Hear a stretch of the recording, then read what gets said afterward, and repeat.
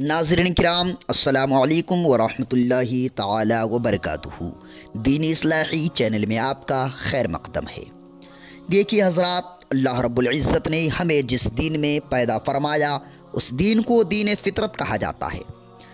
वो दीन हमें इज्तमाइयत का दर्स देता है, उल्फत व मोहब्बत की तलक़ीन करता है और वो काम करने की तरगीब देता है जिनमें लोगों का बाहमी मेल जोल हो और एक दूसरे के हालात से बाखबर हो, खुशी और गमी में एक दूसरे के साथ शरीक हो। और इन सब के बावजूद काबिल फ़हम यह है कि अल्लाह रब्बुल इज़्ज़त ने हमें पैदा क्यों फरमाया।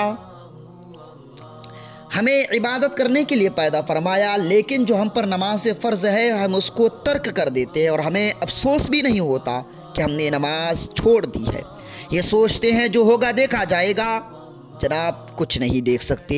क्या आप कब्र के ताल्लुक से नहीं जानते? अज़ाब कब्र, अज़ाब हश्र से क्या आप नहीं सुना आपने? यहाँ तक कि क़यामत के दिन जब नफ्सी नफ्सी का आलम होगा, उस वक्त मोमिन का क्या हाल होगा जिसने नमाज छोड़ी है।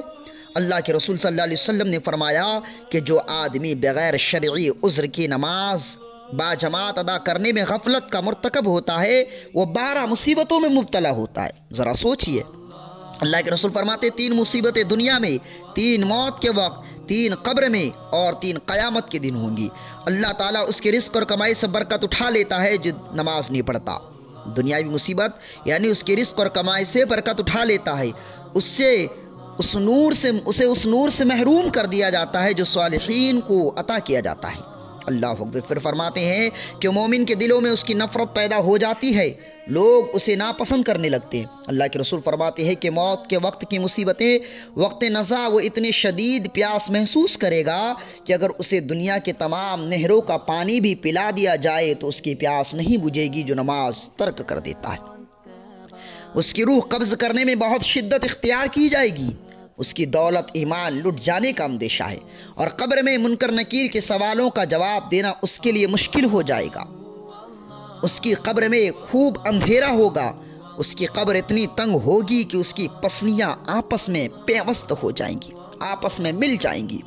और क़यामत की निशानियां, क़यामत की मुसीबतें ये होंगी कि उसका शदीद तरीन मुहासबा होगा, अल्लाह ताला उस पर नाराज़ होगा, जहन्नम की आग का मुस्तहिक होगा। नऊज़ बिल्लाहि मिन ज़ालिक। ज़रा सोचने का मकाम है कि क्या हम इन आजमाइशों को बर्दाश्त कर सकते हैं? हरगिज़ नहीं।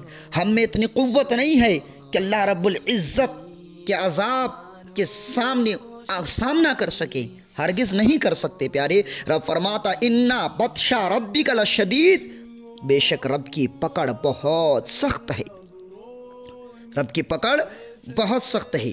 आज हम नमाज छोड़ देते हैं, हमें महसूस भी नहीं होता। यहाँ तक कि हम जिस शैतान से पनाह मांगते हैं साहब, अगर हम नमाज छोड़ देते हैं तो शैतान भी हमसे पनाह मांगने लगता है।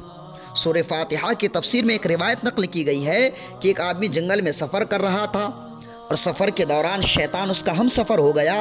दिन भर शैतान उसके साथ रहा, लेकिन जब शाम का वक्त हुआ, जब वो बिस्तर पर लेटा तो शैतान उससे भाग गया। तो उस आदमी ने उस शैतान से पूछा कि तू मुझे छोड़कर कहाँ जा रहा है? तो शैतान लईन ने जवाब दिया कि पूरी ज़िंदगी में मैंने एक दफ़ा अल्लाह ताला के हुक्म की नाफरमानी की, यानी आदम अलैहिस्सलाम को सजदा ना किया, तो मुझे अल्लाह तबारक व तआला ने अपनी रहमत से मुझे महरूम कर दिया। अल्लाह रब्बुल इज़्ज़त ने मुझे छुटकार दिया, अल्लाह रब्बुल इज़्ज़त ने मुझे निकाल दिया। लेकिन मुझे डर है कि इब्ने आदम, तूने अल्लाह ताला के हुक्म के 5 वक्त नाफरमानी की, नमाज अदा ना की, तो मैं डर रहा हूँ कि अल्लाह ताला तुझ पर गज़बनाक होगा तो तुझे सज़ा मुस्तहिक सज़ा, तुझे सख्त सज़ा दी जाएगी। उस नाफरमानी की वजह से मुझे भी मज़ीद सज़ा का मुस्तहिक होना पड़ेगा।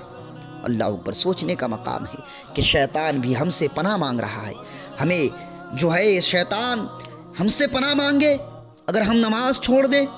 बिरादर मिल्लत इस्लामिया, इसलिए गुजारिश है कि नमाज़ें पढ़ते रहा करें। अगर इंसान नमाज छोड़ देता, रब फरमाता है फ़ख़लफ़ मिन बअदिहिम ख़ल्फ़ुन अज़ाउस सलाता वत्तबउश शहवाति फ़सौफ़ यल्क़ूना ग़य्या इल्ला मन ताब व आमन व अमिल सालिहन फ़उलाइका यदख़ुलूनल जन्नत वला युज़लमून शैआ। फरमाते जिन्होंने नमाज को ज़ाय किया, इसकी तफसीर यह है कि जिन्होंने नमाज को ज़ाय किया और ख्वाहिशात नफ्सानी की पैरवी की, وہ ان قریب اپنی نافرمانی کی وجہ سے جہنم کی اس وادی کو پائیں گی جس سے دوزخ کی باقی وادیاں پناہ مانگتی ہیں۔